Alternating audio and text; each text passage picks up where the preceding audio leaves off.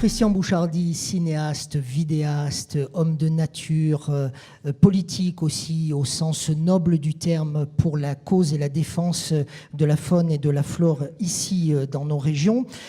Estimez-vous, Christian, qu'il y a un lien justement entre la biodiversité que vous connaissez bien et puis le développement durable, qui est notre thématique ce soir? Évidemment qu'il y a un lien. Pour bien le comprendre, deux petites définitions rapides. Le développement durable, c'est un développement qui n'hypothèque pas l'avenir des ressources et l'avenir et le bien-être des générations futures. Et puis la biodiversité, c'est tout simple, hein. Pour le dire rapidement, ce sont les gènes, les êtres vivants, animaux et plantes, nous compris, et puis les écosystèmes dans lesquels ils vivent. Alors évidemment, on comprend bien avec ces deux définitions que ce qu'on est en train de faire actuellement de la biodiversité, c'est dramatique par rapport à un développement durable qui devient de plus en plus hypothétique. Pourquoi c'est dramatique? Parce qu'en ce moment, vous avez vu par exemple le dernier rapport du Fonds mondial pour la nature et de l'Union internationale pour la conservation de la nature qui dit qu'en 40 ans, entre 1970 et 2014, les populations animales de vertébrés, c'est-à-dire les poissons, les reptiles, les amphibiens, les mammifères et les oiseaux, ont perdu 60%, pas 60% des espèces, parce que j'ai vu que dans certains articles, on confond les populations et les espèces. En fait, ça veut dire que la masse animale a baissé de 60%. Alors c'est 30% dans les milieux marins, c'est 40% dans les milieux terrestres, et là où c'est encore plus inquiétant, c'est 80% dans les milieux aquatiques, dans les eaux douces. On peut faire quoi, nous? Eh bien, alors là, c'est la question à 1 000 €. Hein. Je ne sais pas si elle est à 1 000 €, elle est peut-être à 1 minute déjà pour commencer, mais concrètement, Christian, qu'est-ce que je peux faire, moi, quand j'entends tout ce que vous dites? Parce que je suis sensible à ce que vous dites, mais j'en fais quoi? Si j'ai 1 minute, les réflexions que je me suis faites après ces dizaines... J'ai aucune autorité scientifique et j'ai aucune compétence pour parler de ça, si ce n'est ma passion pour la vie sauvage et pour la nature. Et quand on réfléchit bien, il y a 4 types de comportements qu'on a par rapport à ces problèmes de biodiversité. Le premier, c'est celui de la responsabilité. Il est évident que nous, les hommes, sommes responsables majoritairement, grandement, de ce qui se passe actuellement sur Terre et de cette perte de biodiversité.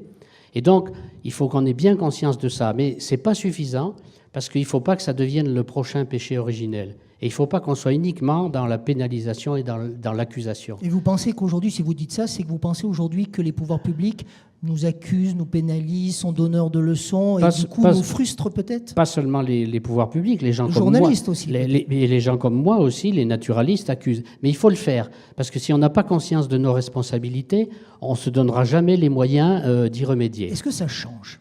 Alors après, la deuxième chose qui peut permettre de changer, c'est l'utilitarisme. C'est-à-dire qu'il faut bien avoir l'utilitarisme, il faut bien avoir conscience que les services rendus par la nature sont indispensables à la survie de l'humanité.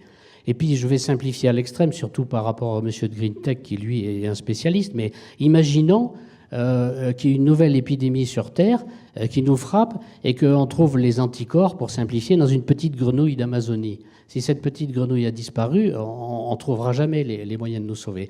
Je schématise, mais c'est pour me faire comprendre. Et puis, comment on peut agir? Après, donc j'ai dit responsabilité, utilitarisme, il y a 4 pieds. Le troisième, c'est l'action. L'action, c'est ce que font les ONG, c'est ce que font les associations de protection de la nature, c'est ce que font de plus en plus les mouvements citoyens, c'est ce que font les scientifiques, hein, comme le GIEC qui nous alerte régulièrement, et ce que font aussi les politiques, parce qu'il ne faut pas négliger ce pan qui est le plus décisif, parce que c'est là que les décisions sont prises. Et le 4e, je tiens absolument à vous le dire, hein, donc il y a responsabilisation, utilitarisme, action, et le 4e, celui qui manque, celui qui est indispensable, c'est l'humilité. Vous en parliez aussi tout à l'heure de l'humilité, c'est le respect d'autrui, c'est l'attention aux autres. On en a eu 2 beaux exemples. Oui, c'est pour ça que je fais allusion à mes 2 prédécesseurs dans votre émission, parce que je pense qu'il faut enfin qu'on sorte de ce monde d'arrogance, de cynisme, d'exploitation et de brutalité pour passer demain, en tout cas c'est ce que je souhaite, à un monde d'attention, à un monde de respect, à un monde d'amour et à un monde d'humilité. Et je pense que l'homme est trop arrogant, il est trop brutal. Et si on n'enseigne pas aux jeunes cette humilité, ce respect, qu'on se remette à notre place dans notre environnement, on n'y arrivera pas. L'heure doit être vraiment grave parce que vous étiez beaucoup plus drôle à la télévision quand je vous regardais, moi. Et quand on se croisait dans les coulisses et qu'on faisait 2-3 bêtises tous les deux, vous étiez sacrément drôle. Oui, l'heure est grave, mais c'est quand même important de parler de tout ça. On n'en a pas souvent l'occasion et je vous remercie de me la donner. Mais si vous voulez, je peux vous raconter une histoire drôle, hein. Oh là là, j'ai peur. Oh là là, j'ai peur. Non, je vais vous raconter.